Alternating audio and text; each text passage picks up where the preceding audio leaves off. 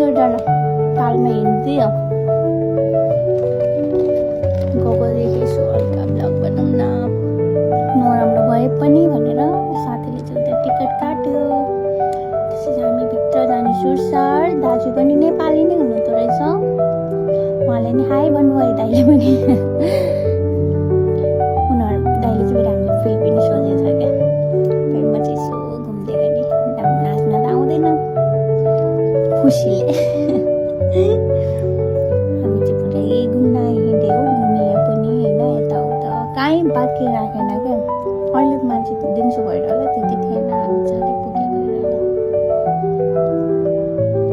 2 नै बजेको थियो होला, अलमोस्ट या 3 साढे 2 त्यस्तै भएको थियो होला। 6:30 बजीसम्म चाहिँ बसेको। बेलुका चाहिँ मान्छेहरू थियो टन्नै। हल्का मेरो ड्रेसमा म्याच भइदिएको के फेरि फुल पनि खुसी लाग्यो।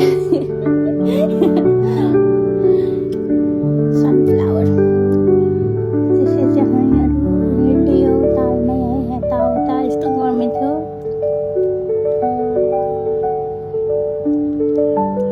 त्यसपछि हजुरहरू पनि हेर्नु होला। अब दुबईमा हुनेहरू त पक्कै गइसक्नु भयो, नजानु भएहरू चाहिँ यसो हेरेर चित्त बुझाउनु थियो। म पनि 7 वर्षमा बल्ल तल पुगेको।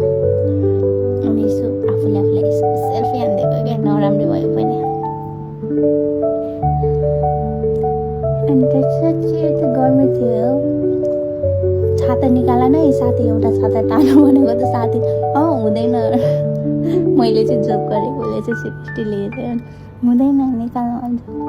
त्यसपछि हामी यता चाहिँ बच्चाहरूलाई एकदम बच्चाहरू खेल्ने ठाउँ रहेछ कि एकदम रमाइलो ठाउँ रहेछ।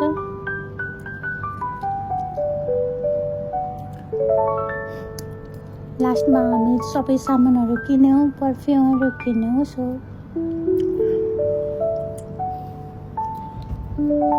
निस्किँदाखेरि चाहिँ हामी यता त्यो पर्फ्युमहरू किनेर निस्किनु बेलाको। त्यसपछि चाहिँ हामी अब चाहिँ घर जानु पर्यो। अब त्यहीँ बस्यो भने गाह्रो हुन्छ। सो हामी चाहिँ बाटो लागियो साथीहरू।